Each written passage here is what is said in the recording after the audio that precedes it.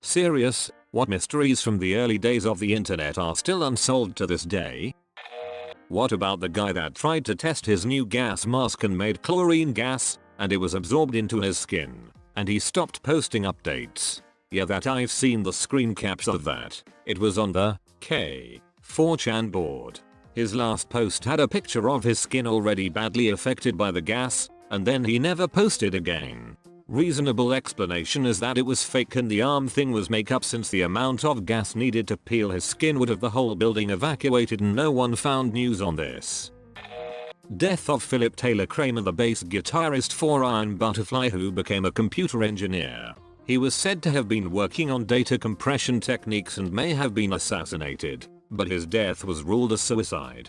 The whole story and family are weird. It made the rounds as a favorite early internet conspiracy and then just disappeared. Is this the guy who made some video compression software that had impossible quality retention? Back in 1993, there was a page that had the full process for creating ecstasy. Must have been written by a scientist, because it was highly detailed.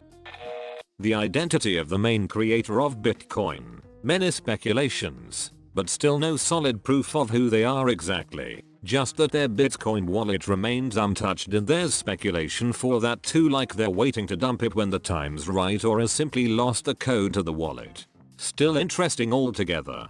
Wouldn't be surprised if Satoshi Nakamoto were several people. There was that guy in the middle 90s who designed his girlfriend using software. He ended up with something like a mugshot, then posted it, hoping to find her in real life. He swore he was in love with her, this image he had created. He became an immediate laughingstock.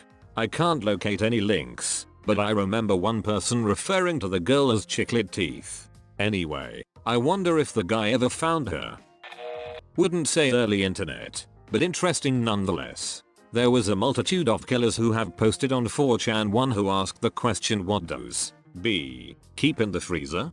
They then proceeded to post pictures of body parts with timestamps to prove it authentication. Another one was again 4chan, a guessing name of a missing person, and provided a freebie which when guessed correctly led to the coordinates of where the body was buried.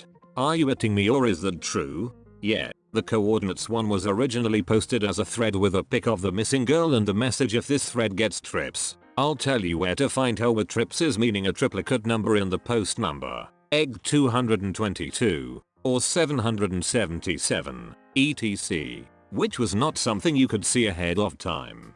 Someone made a reply in the thread with trips, and the OP replied with GPS coordinates. 2 days later someone posted a news article from the nearby city with an update about the girl's body being found. Christ, I was on there when it happened. We all thought the guy was full of it until the news broke. Confirming third here. I was there too. I remember the guy who lived in Washington, I think, who strangled his frick buddy and posted pictures of her naked corpse. He said he was leaving her for her son to find and to go commit suicide by cop. The news article the following day indicated he failed to get the cops to kill him. Not sure if it's real or not, but I remember watching a video of a man exploring the catacombs and out of nowhere he just drops the camera and begins to run. That's real. People get lost and die in them. That's freaking terrifying. What could he be running from? I know for sure I would rather be downing Chex Mix and throwing socks at my door rather than be stuck in there. Homeless man? Drug addict? Walked in on a drug deal or some organized crime? Or saw a mural, statue, ornamentation that spooked him in the right light? The Paris catacombs are huge and idiots go missing in there all the time. The authorities have detailed maps so they can navigate it safely, but the general public should really just stick to where the tours take them, considering how old it all is and the structures may not be that stable. Is the Heaven's Gate website still up and running? Yes, it is. But the real question is, who is paying for it to stay up? The ones who stayed behind. I think a few of the cult members stayed behind so they could keep the site up and whatever else of the cult running. It may have just been one person even. Yeah. If you could skip going to heaven and be the website admin, that would be great. Probably just their IT guy who's glad all the tickets stopped coming in. Best job ever. Sysop for no users. Just how many ex-offenders did I talk to as a 13? NC in all those AOL chat rooms? Or was I really just talking to other idiot teenagers? That and what happened to Rotten.com. Rotten.com totally scarred me. My friends and I would look at it when we were like 12 and I can still remember the images. I'm 31 now. I remember the first image I saw on that site was a guy's face completely mangled by a motorcycle accident. That left a hell of an impression on kid me. Lake City Quiet Pills.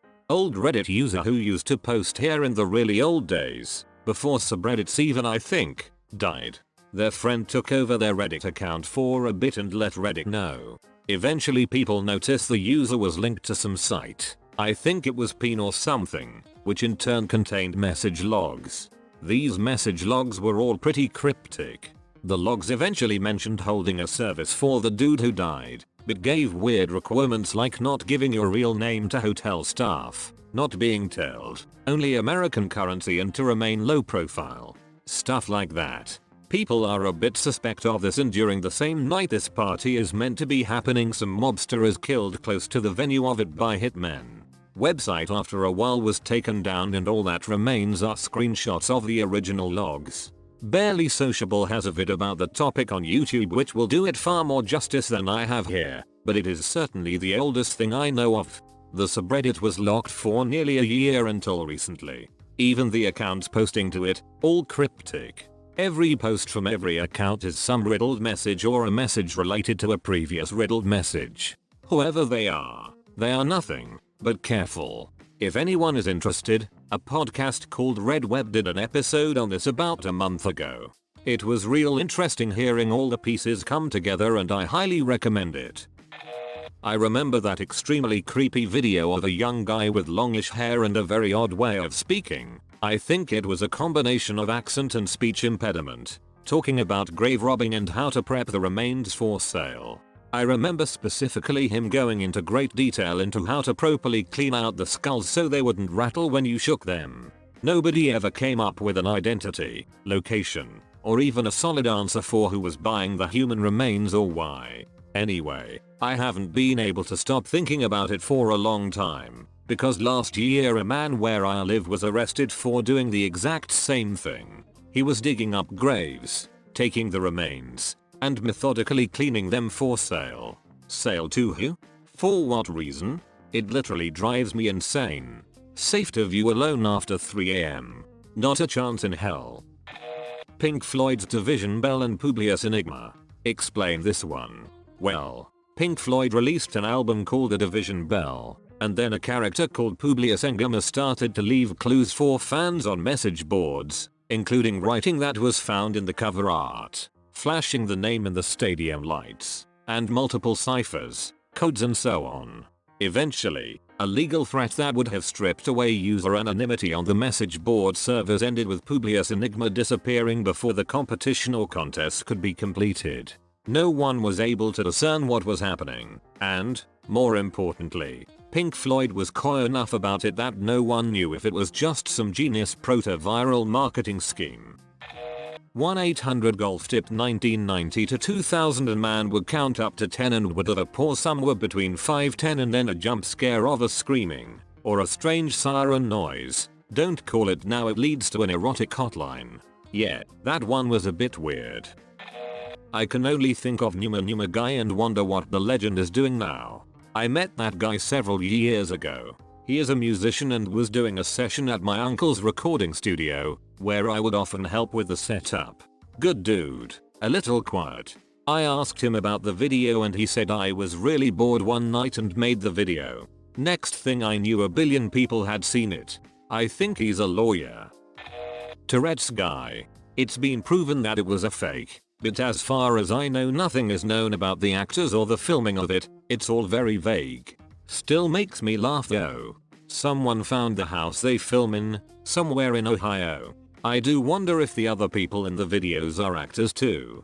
We all know Tourette's guy, his son, his dad, I'm gonna call him Grandpa, and his ex-wife are all probably actors. But what about the black lady at the store who slapped Grandpa? Did the guy playing Danny actually bust into the grocery store's bakery to ask for the bathroom? What's up with the guy who tried to fight Danny for clogging the toilet? A guy eating a soup and crying, while 2 Teletubbies were reassuring him. That vid scared me for years lol. Then due to seeing worse I became desensitized to it. What can be worse than that? r/thataville farming game. Essentially, a user on Reddit posted about a farming simulation game. However, there's a twist where you kill your wife and have to cover it up. No one is able to find it and some say the OP is misremembering details of the game. Pretty sure that's been verified as the op jumbling memories together. It's like the story of the guy who vividly remembers seeing a 1990s anime that was super gruesome and involved things like child suicide.